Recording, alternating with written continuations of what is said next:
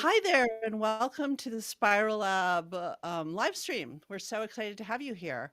Um, I'm Marta, and I'm joined today by my friend Alyssa, who I know through the Divergent Design Studios community. And I'm going to introduce her in just a minute, but as always, I would love to have you say hi and introduce yourself in the chat so that we know you're out there. And there will be lots of opportunities for us to um, respond to your comments or answer your questions, but do let us know that you're there. So my friend Alyssa, who is part of DDS, is a really active member of the Interior and Garden Design Lab, which I run at DDS. And I just love her maximalist style. And of course, we love maximalism here on the Spiral Lab. So I thought I would ask her to come and talk a little bit about that style and how it's developed, and especially she's a renter.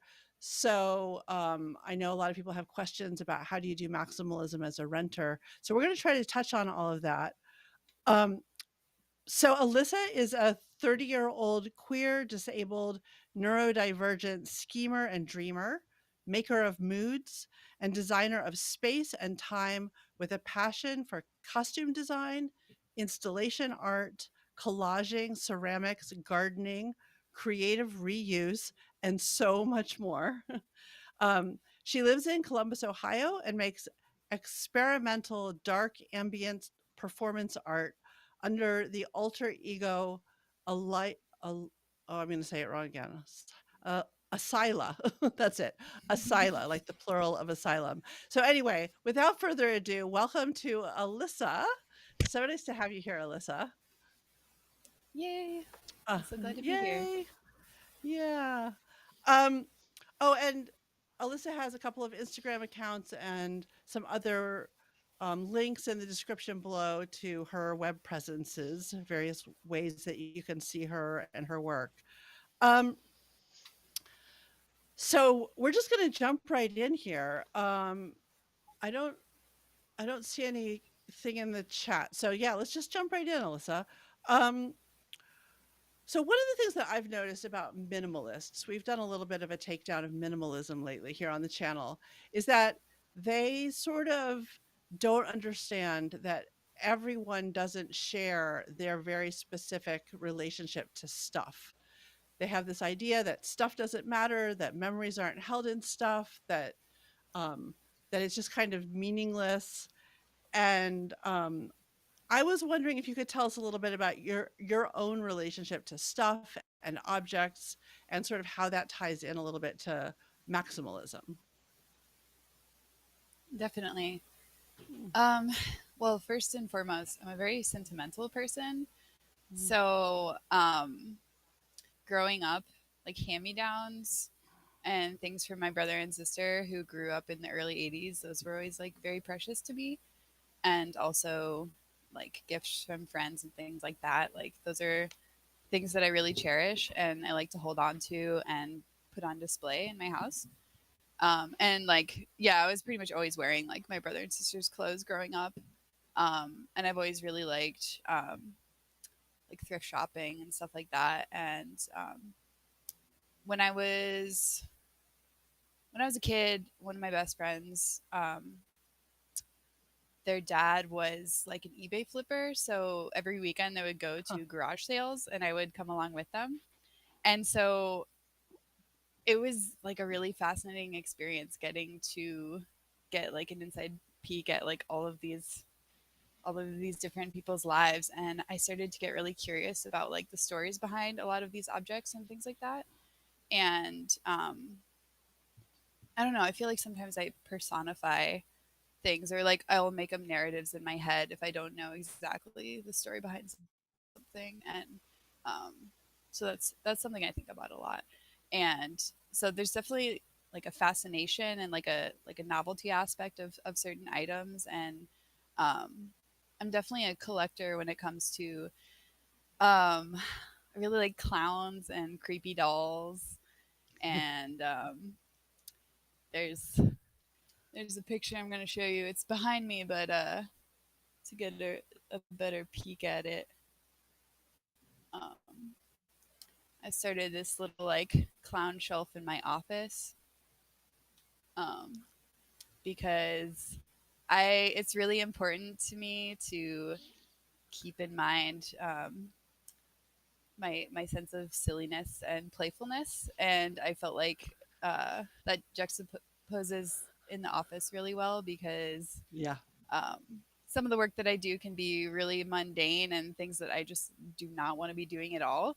So having all my friends here, um, it just makes me feel like so much more at ease. And yeah, because I live alone, so it's like I gotta round all my buddies up, you know. Um, yeah, and I also I'm just gonna go back to here. It's interesting what you were saying about personifying objects because um, I don't really have a sentimental attachment to most objects, but when I was a kid, I had tons of dolls and stuffed animals, and I lived in the Midwest. I lived in Indiana, and we would have like tornado watches a lot. And I lived in this big old Victorian house, and we had a basement that we would go to when there was a tornado watch and or warning, I can never remember which one, but when there was like an actual danger of a tornado coming, and I would round up all of my dolls and stuffed animals, and it wasn't so much that I was like afraid of losing them, it was that I was afraid that they would be scared. Like I definitely personified them. It wasn't even so much that I had a sentimental attachment to them, but I felt like they were real and almost alive and that they would be afraid. And I think that, like, for me, I feel that way about objects. Like, I worry about sort of making them feel bad that I don't want them anymore. So that's what's hard about getting rid of them. It's not that, like, I don't know, it's not my personal attachment to them. It's anyway, that just reminded me of that. I hadn't thought about that in a long time being a kid in Indiana. Anyway, I'm sorry I interrupted you. Maybe you're about to show us another picture. I love those dolls behind you, by the way. Those are fantastic. Um, yeah, so like something else I was thinking about. Um, I have a picture of my porch at my current place, and it's hard to see exactly. I should have gotten a better close up, but I have a lot of like dried mushrooms, and I really like collecting rocks, like particularly heart shaped rocks. They make me really happy. Like I see them literally everywhere. If it's even like vaguely a heart shape, I'm like, oh my god. And I really like to collect them and give them out to sweeties. And that's like, yeah, I also like dried flowers and things like that are like a really big part of my decor scheme. Um, and as you can see, I'm a very big fan of colored lighting and like contrasting colors like the green and the purple.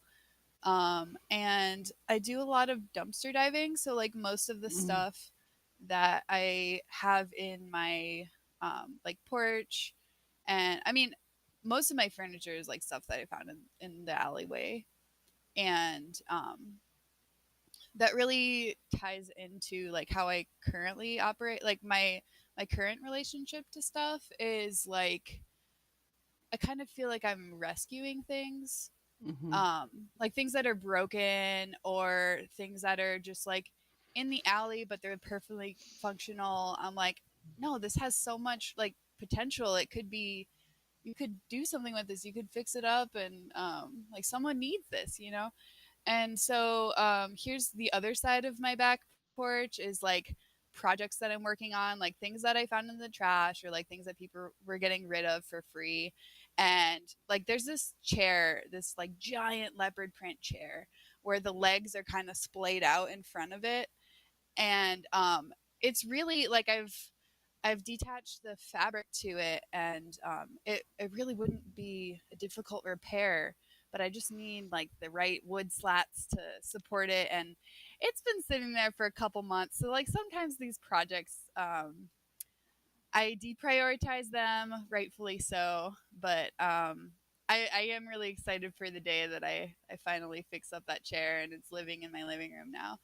And yeah, like that big bass drum right there was something that I found in the trash, and I've been like wanting to get into percussion for a super long time. So that's really exciting. I have a couple other friends in Columbus who are very into trash picking and things like that, and they'll like post on Instagram like curb alert or something like that, and like if anyone wants this thing, like it's just sitting out there, it's been out there for a couple days, and I'm always like ah. So yeah, so that's like definitely a habit that I mean, it really scratches the itch to like creatively reuse things and fix things up. I feel like that's something that is like a very strong driving force in terms of like my collection of object these days. Just like keeping things out of the landfill and like finding proper homes for them and stuff. But it definitely can get a little overboard sometimes. Like my new place has a garage, and the garage is like the loading zone where like all of my dumpster finds are, like things that I haven't cleaned up yet or things that I like need to fix or repair or paint. Um, so I am feeling a little overwhelmed about that and wish I had more self restraint to not rescue all of these things from the landfill. But I do know that eventually they will find their proper homes. I'm in a lot of different like free cycle groups and things where people will post things that they're looking for, and I'll be like, "Oh my god, I had that exact thing." And then it just is so satisfying when you like are able to deliver it to the person who like actually needs it. So yeah, I know that that's not my job. Like I don't need to be the one to find all of these proper destinations, but internally it feels like my role. I don't know. That's something that I'm Well, thinking about a lot. yeah, like why not? Like that's so interesting. And I do think it's interesting that a lot of times that a minimalist sort of part of the minimalist philosophy is being anti-consumption, right? And it seems to me that actually maximalists are often doing exactly what you're doing: vintage shopping, thrifting, dumpster diving, and like rescuing stuff in order to find a new home for it, like you're saying, or reuse it in some way or repurpose it in some way. And in a lot of ways, it seems to me that that's actually the anti-consumerist ethos, even more than just not having anything at all. Um, Yeah, exactly. I feel like with minimalism, a lot of the reason they're able to get rid of stuff is because of the idea like, oh, I could just buy something if I need it and then like right. sell it again or whatever. Whereas I feel like I've been trying to think about how much a scarcity mindset ties into my collections of things, and I don't know. I think about like when I was growing up, my parents were divorced and I had joint custody. So I was like constantly bouncing back and forth between my Hmm. mom's and my dad's house. And I didn't really have like a um, place where I felt like I was settled, because as soon as I would get into the routine of things at one house, I was moved to the next house. And it was just like a constant back and forth. Um, so I didn't really have like a design identity as a kid, but I did have all these like all these possessions and like things from when I was younger, and I did have um like my parents were divorced when I was 8. So like all of the things from the early 90s, like all of my stuffed animals and toys and stuff like that are really special to me and really sentimental, and like I have kept a lot of those things and incorporate them um, into my design now. That's so interesting. I hadn't thought at all about that issue of divorce.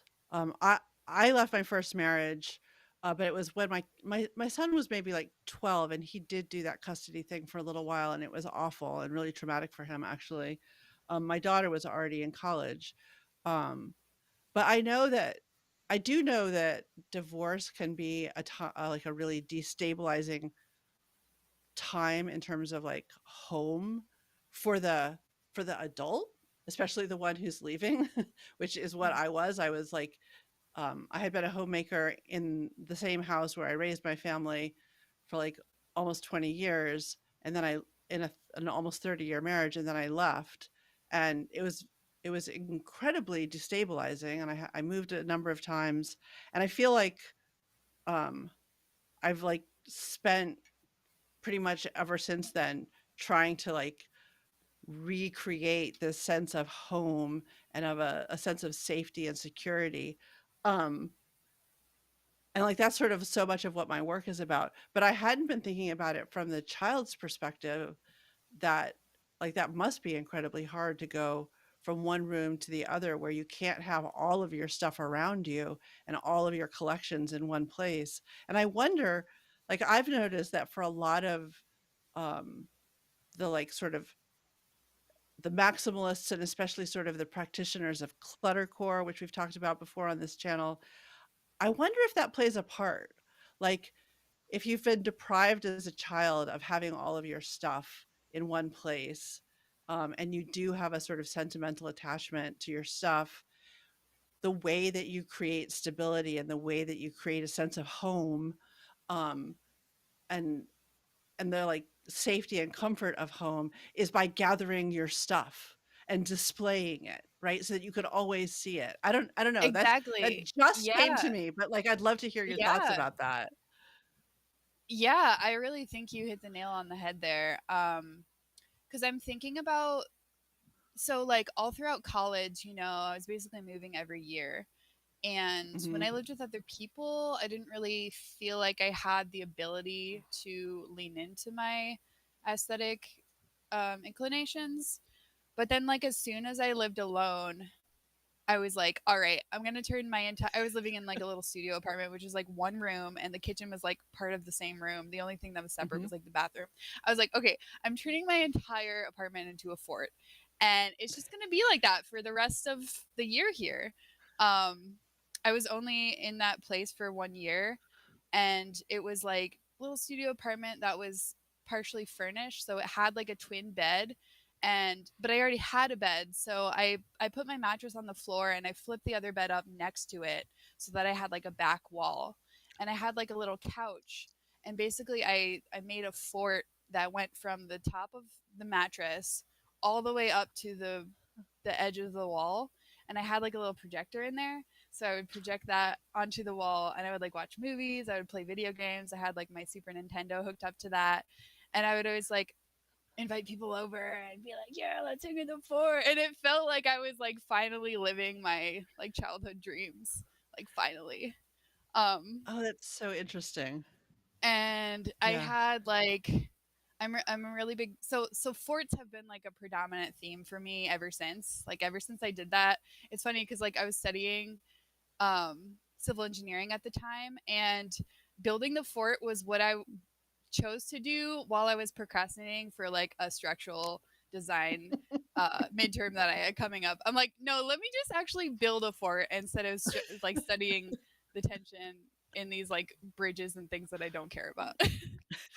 I um, love that. so I was like, let me put this into practice in a way more fun way. Right. That's wonderful. Um, yeah. So then Yeah, so I think really the key for me has been like being able to live in a place, first of all, by myself, but then second of all, for more than a year has been super Hmm. helpful. Um, so there was another studio that I lived in for 2 years, and um, let me just pull up a picture here. I had a Murphy bed in that apartment, which was really fun. Oh my gosh. So it like the bed flipped into the wall, but I never did that Uh-huh. because I was like using behind of it for storage. But yeah, as you can tell, I'm a really big fan of shiny things and colored lights. And so I hung this like space blanket above my bed and had a bunch of Christmas lights and these like icicle lights coming down. And yeah, I was like organizing all my t-shirts and pants and stuff in a open Facebook shelf so that I could like see them easier and access them Mhm. easier. Mhm. Um, and this was the other oh, this was the window in that apartment. I had this tiny little window, but I was like, I want to have plants here and I want to have this like holographic film on the window and these little like dangly crystals. I really love like chandelier crystals and stuff and the way that they refract light.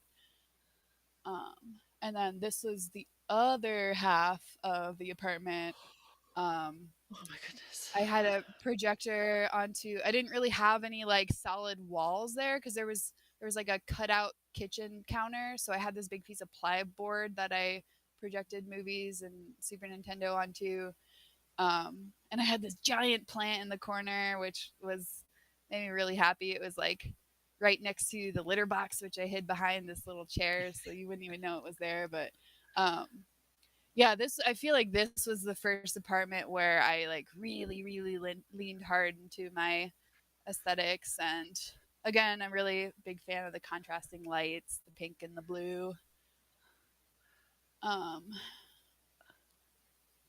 I hmm, want to just jump in really quickly with a couple of observations because, first of all, here on the Spiral Lab, we've been doing a little bit of research into so-called sensory rooms, and mm, basically like that are being put up in sort of public spaces to mm, help like parents with autistic children or whatever. And basically you have created in both of those photographs like amazing sensory rooms. Like they're so stimmy and so pretty. So that's one observation, and then the second observation is that one of the things that I really wanted to talk to you about is like how does one do maximalism as a renter? Because I think that we often think of maximalism as having a lot to do with color on the walls, and sometimes you can't paint in a rental mm. space. But it seems to me like you've just those two pictures kind of explains it in just photographs. Like those were some of the most maximalist spaces I've ever seen, with all of the lights and the um, I don't know, and all the stuff in the windows. And yeah, so it seems like you have really figured out how to do this maximalist aesthetic, even in a rental space. Oh, look at that. Yeah. Yeah, okay. So this was the next place that I lived. And this is my most recent place. I lived there for 5 years. And pretty much immediately I was like, all right, turning my entire room into a fort again. This needs to happen. But I was really restricted by it's a really old building, so there weren't that many outlets. So I put those like outlet extensions in the light bulb switch, and I I hung Christmas lights from the light bulb switch and then used those to support the fort, which in retrospect didn't it got pretty saggy, and eventually I had to put in like eye hooks in the corner.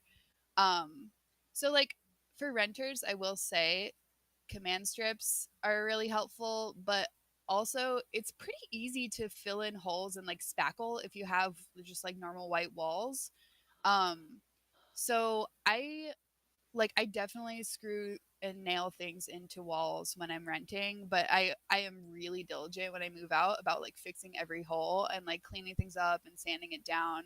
So for me, um yeah, I just can't like uh sacrifice my need to decorate things.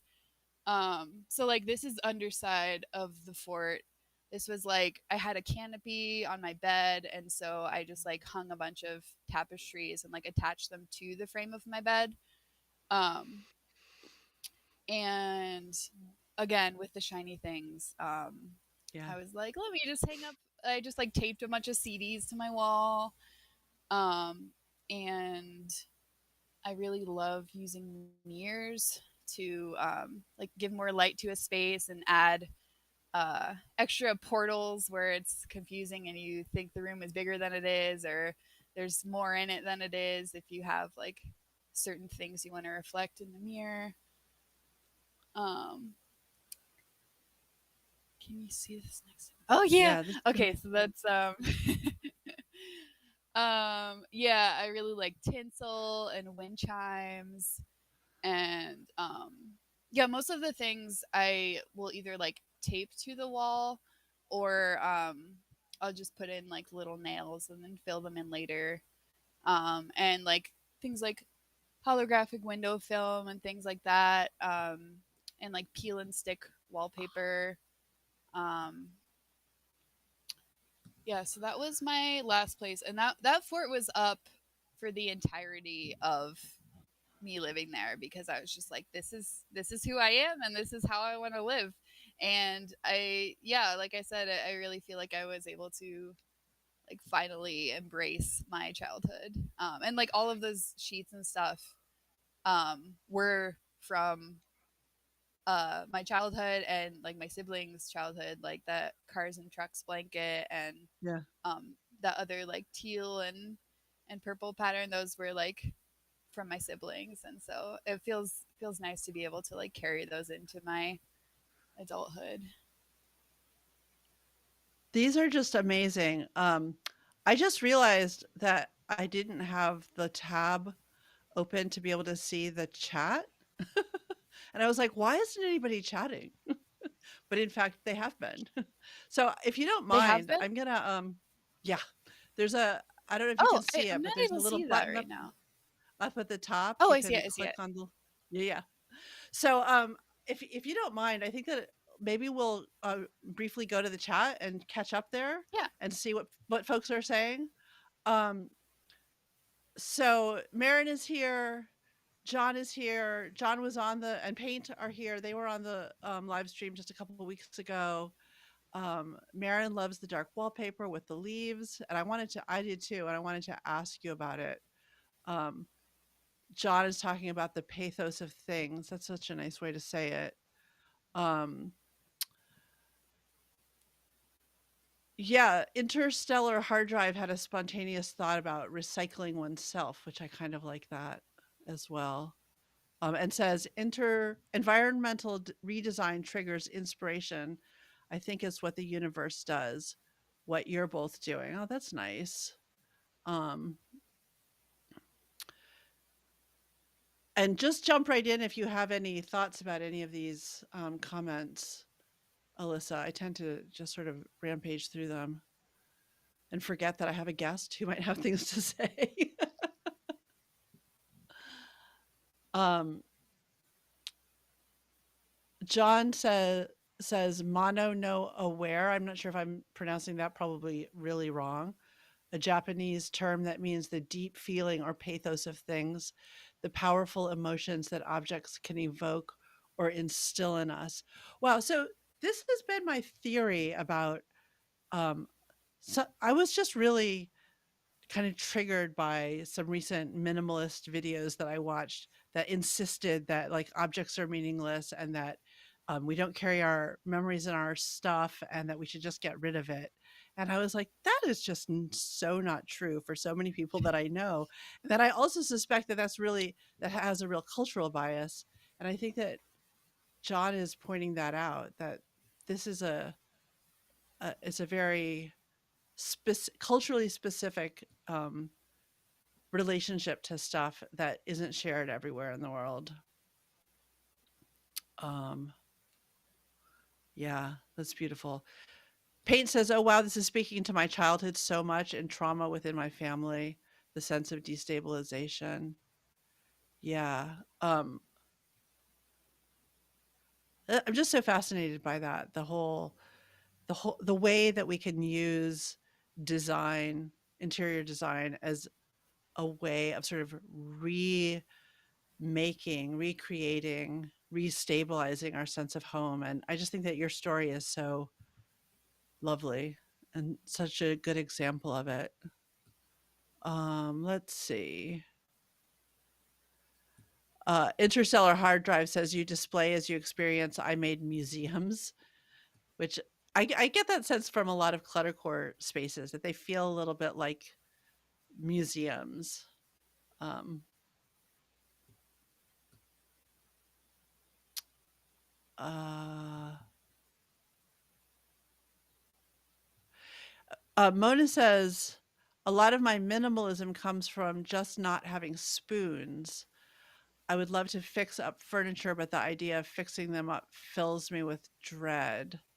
Um, that sort of I'm gonna come back to the rest of the comments in just a second, but that actually reminds me of a comment that we got on our latest video uh, that said, "Do you have any content on how to get in touch with our gut feelings about styles, colors, details, furniture, etc.? I've never touched the decoration of my home. I moved in a year ago.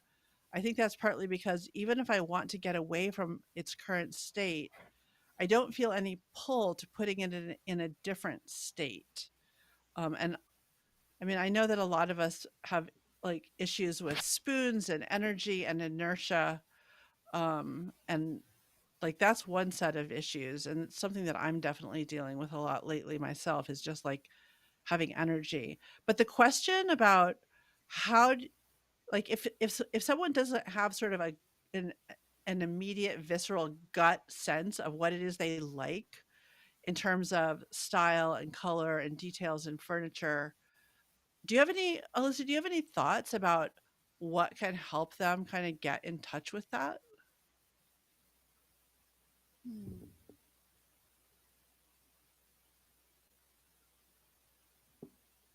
That was Um, yeah, yeah. So, I have this silly example from one of my first apartments. Um, so instead of a Christmas tree, I made a toilet tree. Um, from Christmas lights. I'm a really big fan of puns, and I try to incorporate those into my decor. Um, so I don't know, just like thinking about what makes you happy, like what Mhm. are things that you enjoy or something that you would like to look at. Um, I don't know. I really like skeletons, so those are like a recurring thing for me. And I'm definitely the type of person who decorate for a holiday and then just leave it up the whole year because I like the way that it looks and it makes me really happy. Um, and I think this ties back to like Marie Kondo, like, does it spark joy? It's like, yes, it sparks joy. Like, I don't know. I think that's where I have a beef with that sentiment to minimalism because it's like so many things spark joy and I just want to like gather all of them up and have them on display. So like just thinking about like what things um are important to you and what things do you like make you feel comfortable being around and um yeah, I think like for me hanging on to my silliness and my playfulness and then also like coziness is a really important thing to me. And just like I'm such a like visual stimmer and I Mhm. really like to arrange things. So for me it's mostly about fucking around and finding out. Um and that's kind of like the way that I've gone about things. And yeah, just like trying something out and seeing how you feel about it. Um and just like I don't know, just constantly tweaking things has been really how I've thought about it. Because it never feels like I've arrived. Mhm. Um, but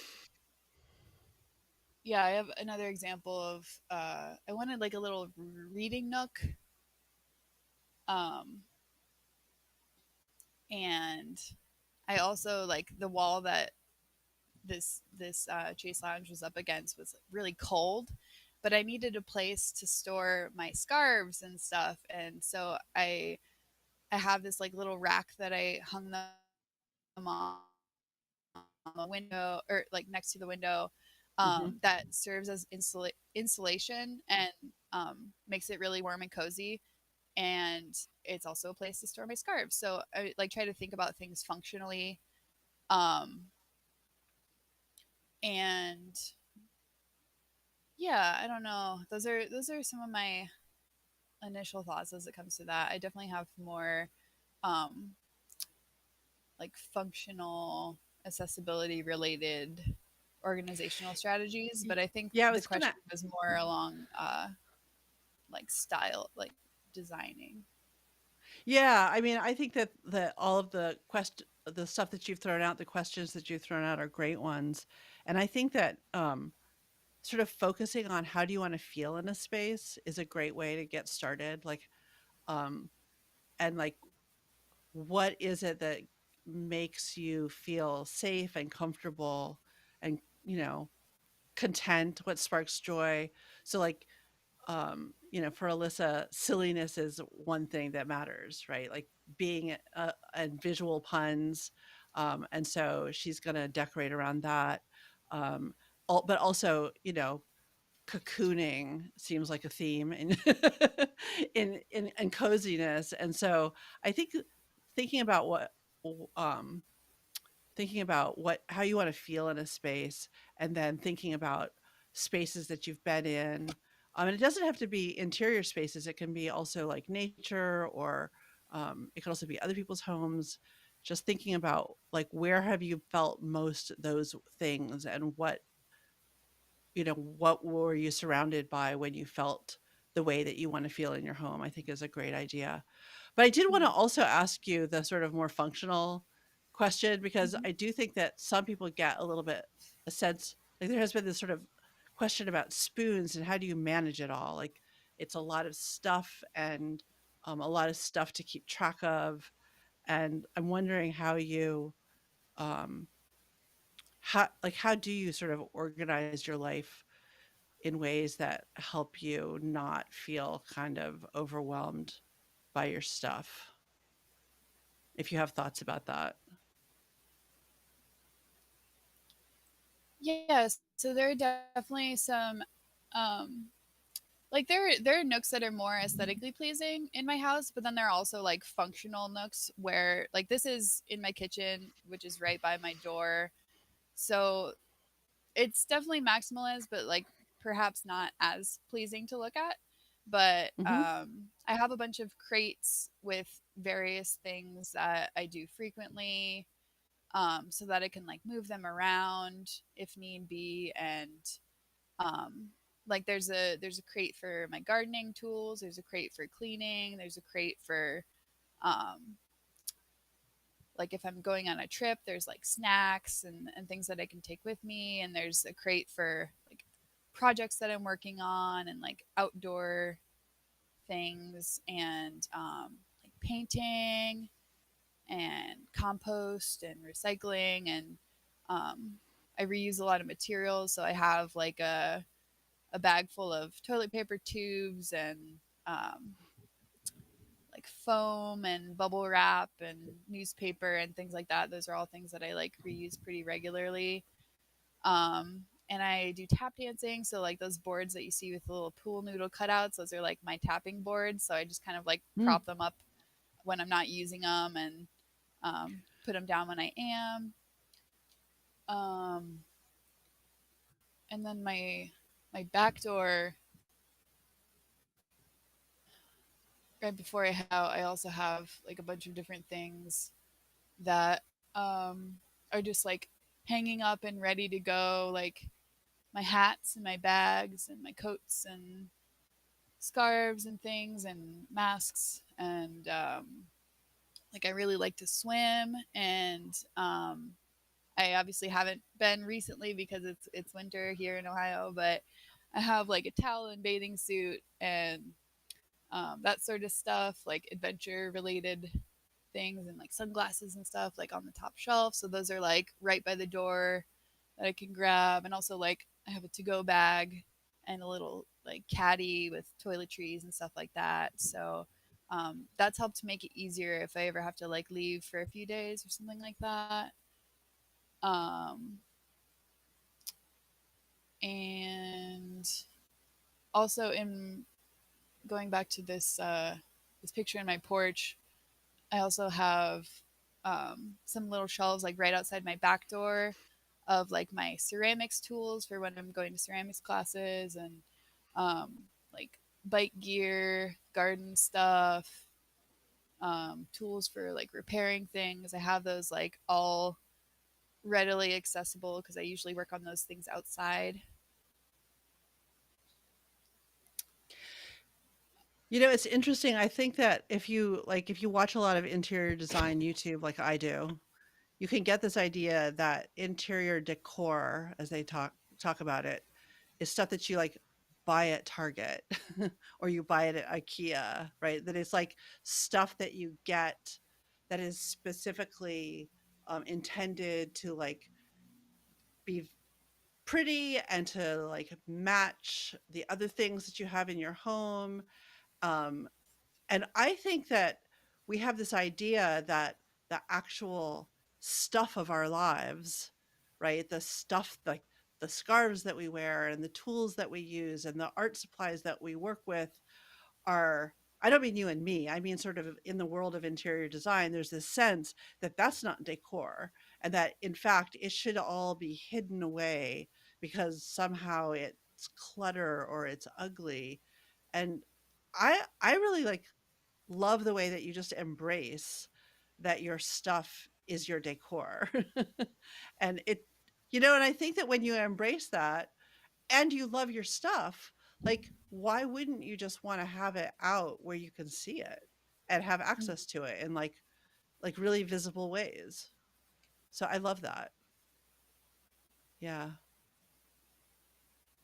Yeah, it's really important to me to have things visible and accessible so that I can just grab them when I need to and I know where they are and I can put them back in that place. Like, I'm such a big fan of cubbies and Hmm. organizing things in categories of like things that are important to me and things that I do often. And yeah. Yeah, we were talking about this.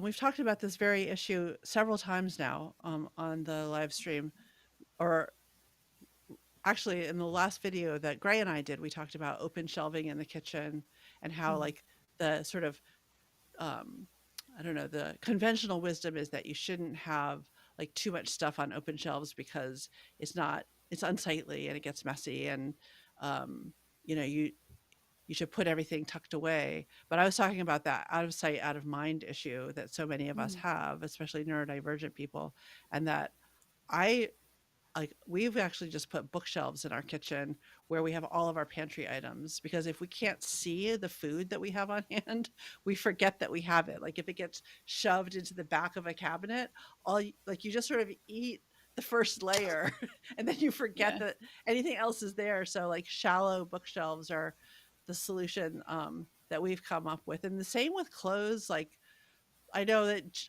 on I think it was just the last live stream when John and Paint were here. John was talking about taking the closet doors off so that he could see what was inside, and I think that Paint talked about having those like rolly carts Mm, that have like to have sort of thematic rolly carts with like art yeah. supplies or writing supplies. And then you could also like just move them easily around your space because most of us don't like to just sit in one place and do the same thing all the time. So, anyway, those are just some other examples that came to my mind of things that people have talked about previously here. But yeah, uh, those are great. I think that cubbies, open shelves, hooks, those are all great organizational strategies for sure. Um, I don't know if you did you have something else that you wanted to show us, or shall we head back to the chat? There's a few others. Yeah, yeah. So at my old place, I'm a big fan of like putting desks on desks. Um, it really solves like, I don't know, I think it's important to like utilize vertical space whenever you have it.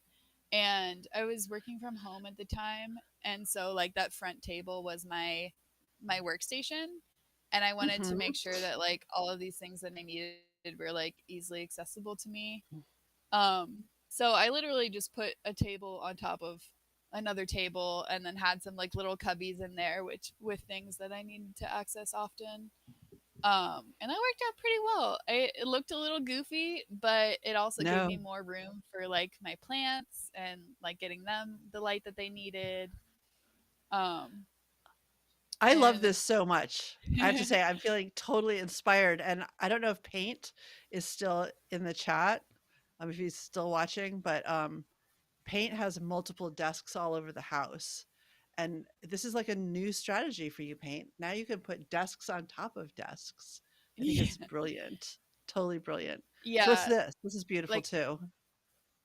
so this is my living room currently. I like to do a lot just like sprawled out on my floor. So I right now it's kind of like open with just rugs on the floor, but I do have this like cart, this little like tray that I can move around. Uh-huh.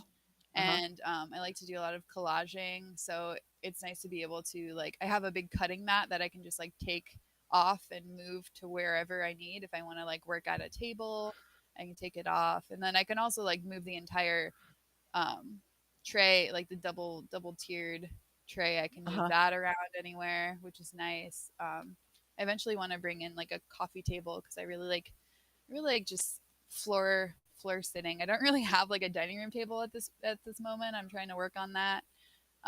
But that's one of those things that like I found it in the trash, and I Mhm. need to get the bolts that I need for the legs so that I can actually stand it up. Um, but yeah. Um, hmm.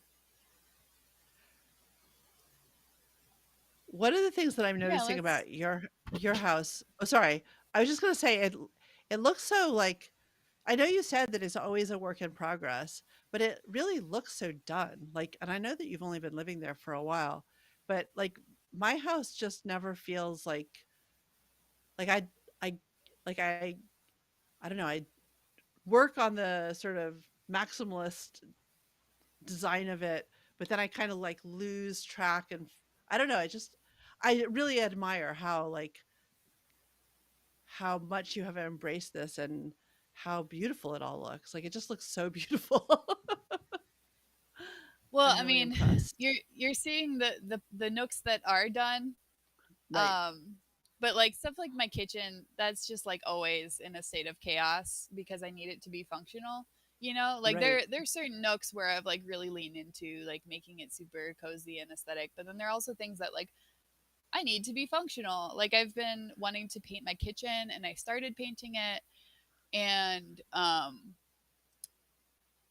and then I was like, no, I need to be able to actually use this. I can't have all the countertops cleared to paint because I need to be able to make food and things like that. And like um yeah, so that's been tricky. And yeah, I wanted to talk about the fact like this is the only place that I've ever painted before, and because I'm still renting. But I signed a 2-year lease, so to me, I'm just thinking about like I got permission from my landlord to paint, and he's the most chill landlord that I've ever had. I don't think that any of my past landlords would be okay with that, and um, I just think it's so important to me to have like vibrant colors everywhere since I'm such a like a visually stimulated person. It just like Mhm. that's what I need in order to feel cozy. You know, like the walls beforehand, before I moved in, were all like this really drab beige that was just like, Ugh. oh, I couldn't handle it. Like every single wall was that color. And as soon as I moved in, and like I started painting because I was just like I just like once I got permission, I was just like, all right, Yeah. going to Lowe's, gonna pick up some paint. Um, but like I feel really lucky to have a landlord that's okay with it because I feel like most aren't. And yeah, I'm not really thinking long term in terms of like whether he's gonna make me paint it back or not, but I'm just praying that he doesn't. Uh, You know, so it's interesting because yeah. I think that that's the conventional wisdom, and maybe it's true. I don't know. I haven't like asked enough people, or certainly or done any research about it, about whether or not landlords generally will let you paint or not. But just anecdotally, I lived in two apartment complexes after I left my first marriage and before we bought this house. I lived in two different apartments, and in both of those, they were like, big apartment complexes. And in both of them, we were allowed to paint because the big complexes, I think as a general rule, they just come in. They have like crews that just come in and like respray the the gray or the beige, whatever is sort of their standard color. And so they don't care if you paint. They just are going to come in and paint over after every renter. Um, Mm, and and then also anecdotally, both of my children are now renters. One in an apartment complex, and one in a small home rented by a couple, a local couple who used to live there. And both of them have permission to paint the walls. So I think that I don't know if if that's common or not, but it has been my experience, and I just think it never hurts to ask. Like, mm, just to ask. But then the other thing that I noticed when you were showing us your pictures about with the colored lights, and I've noticed mm, this at other people's houses with colored lights, that that's actually a way to like throw color onto the wall. mm, Right? Like if you have light colored walls and you throw colored lights on them, it's like you have walls that are that color. So it does seem like that's another way to do it. And then you've also done it with fabric. mm, So I think there are lots of ways to put color, even if you can't paint. mm. Yeah, or just like hanging up a bunch of pictures and obscuring the wall entirely. Um, I so My grandma passed away about a year ago, and they were selling her house, and so like basically the whole family came in and we're like going through her things and like seeing which things they wanted to keep and which things they wanted to throw away. And of course that was another instance where I was like, oh my gosh, it's my duty to keep these things alive. So I have a couple of her things like Oh, decorations that were on the wall. And so like all of these pictures are from her, and like they were in her house for as long as I've been there, and that was like the house that my mom and like all of her siblings grew up in. So I have this like wall kind of dedicated to that, and just like having them clustered in one area. um I don't know, it feels like a little special way to cluster things. mm-hmm. um I love that. and then also, so this is my current room. I'm working on making the whole room into a fort again, um, and hoping to attach the. I'm trying to do like lacy fabrics because I painted the ceiling teal, like a mint green actually. So I want to be able to like see the color, but I do love the way that the shadows cast on the ceiling from like the lace and stuff. And I painted this big mural. So yeah, I'm not sure about that, like if I'm gonna have to paint over that before I move, but I do still have like that same lavender color, so like if need be I'll do it. But also if the next person that moves in likes it, that's even better. Right. um it's just like, I don't know, it's really important to me to be able to express myself through the ways that I decorate. And I noticed that Paint said, I like to think of my home as a museum of me. And I totally agree. It's like, this is my space. This is who I am. Like, this is like an external representation of like all of the feelings and um, all that inside of me. Yeah. Yeah. Yeah. I think that for a long time, um, well, just recently, since this like new phase, this new iteration of my life, since I left my first marriage and sort of started unmasking as a neurodivergent person, I've really gotten into painting, like not just painting walls, but like painting art, like like uh, I'm losing words.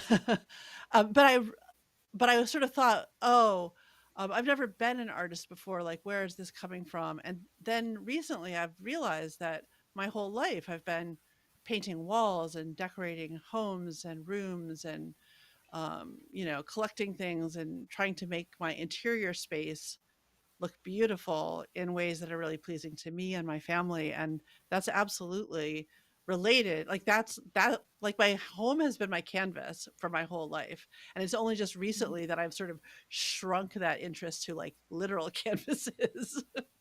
But yeah, for sure. I think that it can be a real source of expression, of creative artistic expression. Um Mhm. for sure.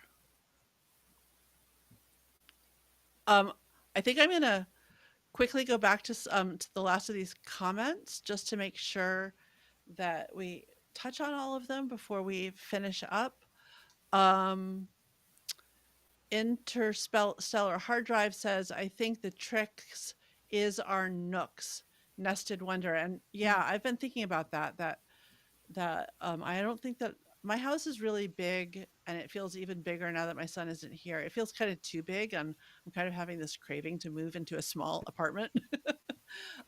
But I think that maybe a way to like resolve that is to just create nooks. I don't have Mhm. enough nooks in my house, but I like that. John says, love the textural geometrical maximalism. Mhm. I think that you and John may share some maximalist tendencies and that geometric maximalism. Um, let's see. John says also, I think I just invented a new term. Can somebody try to, can you see that? Parataximalism. Parataximalism. Clustering lots of things side by side. That's very clever. You do that, right? Like that's like very much Oh part yeah, of yeah. your aesthetic. Um, and then John goes on to say, "Ha, I've got a cubby atop my desk and a computer riser atop that, a four-story work surface." Love that. Yeah, that's great. Adina says your living room looks like a shrine.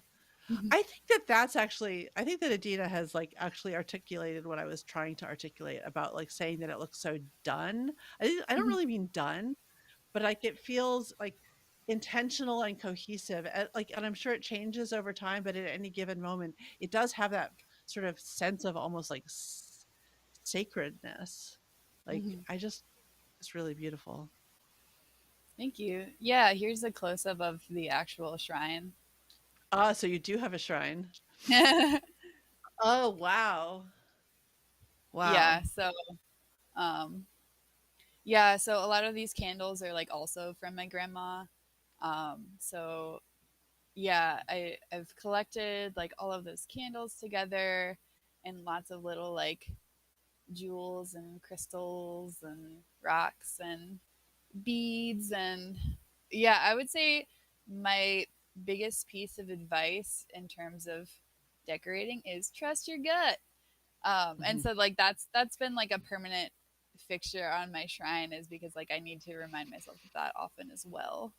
Um, is that Oh, I didn't even whenever notice. you're in doubt, yeah, whenever you're in doubt, just trust your gut. And if you don't know what your gut is telling you, I don't know, meditate on it a I little bit and yeah, think about like what you're being pulled towards. Or if you really don't know, just yeah, just fuck around and find out. I didn't notice until you said that you have trust your gut written out in strings of beads. That's so clever. I'm so into text as art, and now you have made art into text into art. Like it's very meta. Yeah. Um, Adina also says, I like the idea of celebrating and quote unquote normalizing unfinished projects around the home. Mhm. Yeah. Yeah. And Irish agrees with that sentiment wholeheartedly. Um, I think that I think that like I do think that one of the things that we should embrace that we can and I think should embrace in our interior design is the notion that it's going to be constantly evolving. So Mhm. um because our space has to reflect us and our needs and and and we are constantly evolving and changing, so our space is going to have to do that as well. So yeah, I think that the notion that there's a sense that there's a place, a moment when we're just done is probably a mistake. And it's Mhm. probably easier to look at somebody else's space and say, "Oh, it looks so finished," and then to look at my own space and be like, "Oh, I wish it were more finished." Susan says removable wall decals are fun too. I have a tree, some butterflies, and some ivy vines. Yeah. So there are lots of things that you can do to maximalize your rental spaces. Um, Adina also says infinity nooks. I'm not sure what she means by that, but I'm intrigued. Um, Paint says that they're literally doing that as I'm listening, clustering books and cards right now. I think that was maybe the parataximalism or something else similar.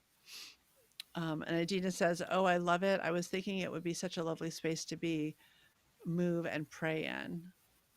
Yeah. And Paint says, "Yes, love that, Adina. Projects as deco, living space, breathing space. Yeah, those are all just like really beautiful thoughts." Uh, okay, well, I've come to the end of the comments and we're um, at the top of the hour, but I don't know if you had other. It's fine if we go over. I mean, we always go over, so we're not really done. But um, I wondered, Alyssa, if you had other things that you had wanted to say or that you wanted to show us uh, before we go. Do I? Do you? Yeah, so this is a picture of my last apartment. Like I said, I really love mirrors, and I think that they're a really good hack for opening up the space a little more. And like my issue at the time was like I had a lot of plants, but my house was really close to the next one, so I wanted to redirect the light. So in the side yard, I had a whole bunch of mirrors that I found like in the alleyways and stuff. And so I was shooting the light like from those mirrors inside, and then I had mirrors inside shooting onto the plants. Um, so it kind of worked. I mean, I also supplemented that with like actual plant lights and stuff too. But I also just really love the way like how disorienting it can be having mirrors like facing different directions and like shooting light in different ways. And that's something that is like always a recurring feature in my house is like stacking mirrors in all sorts of different ways. And there was something else I wanted to bring up about like adding color to your space. I really love these like um, colored window films that um, can be used like for photography, like over lights or something. I like putting them in my Uh huh. windows, just like taping them to the window. And then when the light comes through, it'll like, shoot that color of light onto whatever is nearby. And it's really a It's almost lovely like way to stained add more color. glass. Yeah, yeah. Yeah. And I also have like stained glass window film that is Oh, like a peel and stick. I don't know if I have any pictures of that, but that's also been. same idea. Oh yeah, Yeah. I do. Um, where is it?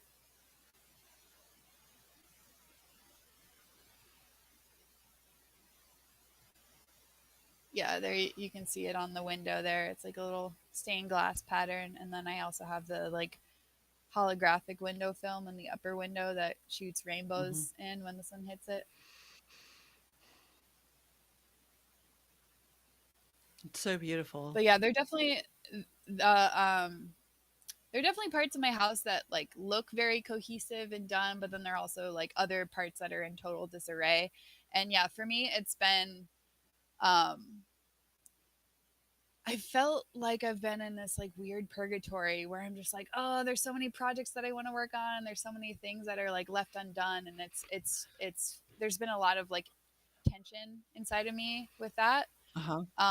So I'm trying to embrace the process more and embrace the fact that there will always be parts that will be undone and unfinished, and there's always more tweaking to be done and stuff. But I really enjoy the tweaking, So I'm trying Right. to remind myself that it's all a process, creative problem solving, and really I'm trying to make my space more accessible to me, and trying to figure out like the systems that actually work for me.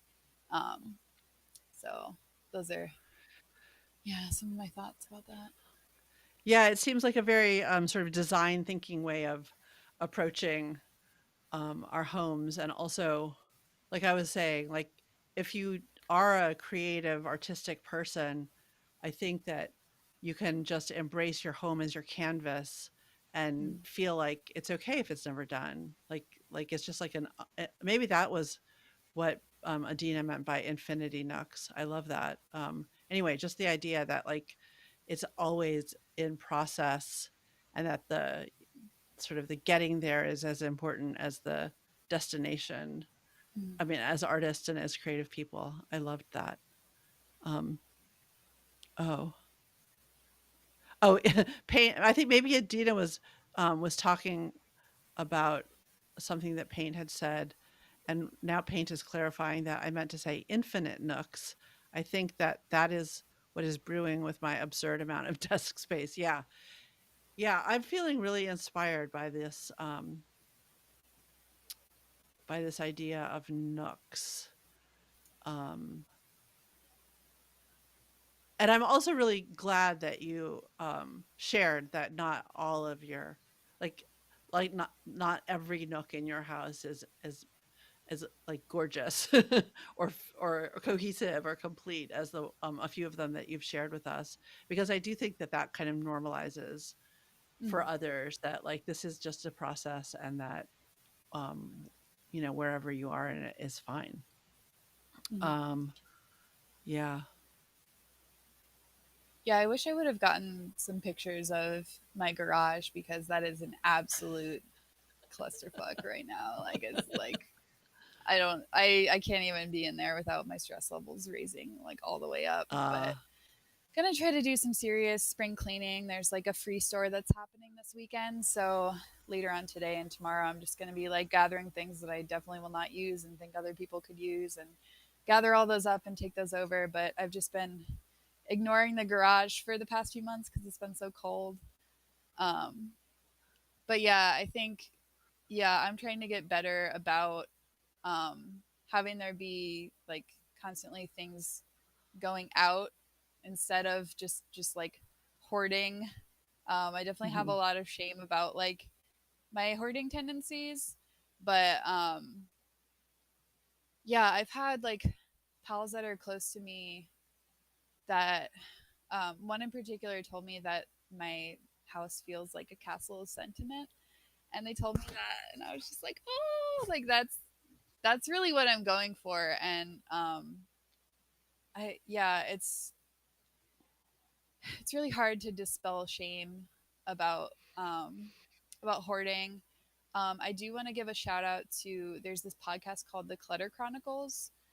If anyone does have a lot of shame about um, like collecting objects, even if you like don't really consider yourself a hoarder, the woman Mary is neurodivergent, and um, the whole thing is like the whole series is just a conversation with her about um, what she's going through, and like the sorts of things that she's collected, and how she's cycling them out, and like just kind of the internal monologue, and like it really helped dispel a lot of shame. So there's so many episodes. I don't even know. There's like over 60 episodes, but I've listened to the whole podcast, and I really felt incredibly seen by that. mhm, And I think it's um, yeah, it's really important, and I do think that ties into um, like scarcity mindsets, and perhaps um, I was thinking about how objects can sometimes be replacements for like not feeling loved as a child, like not mhm. receiving the like emotional support, but having like material possessions. That's something that I've been really chewing on, and um, trying to trying to process. Um, and I think that that's something that she also mentions in the podcast. Mhm. Um, That's the Clutter yeah, Chronicles, is that what you said? Yeah, it's called the Clutter Chronicles. Okay, great. I'll definitely take a look at that and recommend it to our viewers. It sounds great. Um, I had something that was just right here. Now it's got. Oh yeah, just about shame. I think it's interesting that it seems like you have a really complex relationship with all of this stuff, and that some of it isn't entirely positive, and that you're sort of like really mulling that and chewing on that, which is great. Um, I love the complexity of your relationship with all of this stuff. But I also think that um, like one of the ways to dispel shame is just to talk about it, which I think you're Mhm. doing, and which that woman on the Clutter Chronicles is doing. And I think that listening to other people dispel their shame can help us dispel ours. But I also just want to say that even if you have a complex relationship with stuff and collecting stuff, I just am so incredibly inspired by the like gorgeousness of the art that you're making. Like your home is just a piece of installation art. It's just so beautiful. And I'm just so inspired by it. And so I think that to the extent that that can help at all, like even if you have a complicated relationship with your garage, for example, like you're doing amazing, amazing things with all of this stuff, and it's just really inspiring. And I've learned a lot just from listening to you talk about like your inspiration and things that I just never thought of, like thinking about nooks and forts and yeah. So anyway, I'm just so grateful that you've been here. I think that we will get going soon, unless you had other things that you wanted to show us or talk about. I don't want to cut you off at all. I mean, really, feel free. Like, if you have other things that you'd like to show us, I'm all eyes and ears. But if not, that's also fine. Yeah, not off the top of my head, no. Okay, But great. Well, I I'm mean, it's, very grateful for our conversation, and yeah, I'm very glad that you had me on. I am too, Alyssa. I mean, I knew that it was going to be an interesting conversation, and I knew that I was going to love having you on the show, but um, I'm just like bowled over, like real. And I've seen a lot of this before, like when we were in the interior and garden design lab support group. Um, but still, I'm just like so in awe and so impressed and just so inspired. So thank you so much for yeah, for being here and inspiring us. Uh yeah, Michelle says so much resonating. Thanks for sharing all these parts of your home and experiences, Alyssa. Yeah, I agree. I couldn't agree more. All right, well then I think that we're going to say goodbye, folks. And we we're trying to put out a video or a live stream 3 out of 4 weeks. No promises, but that's the plan. So next week, probably there will be another video or another live stream. So just stay tuned. And thanks a lot for being here. Bye. Bye, thank you.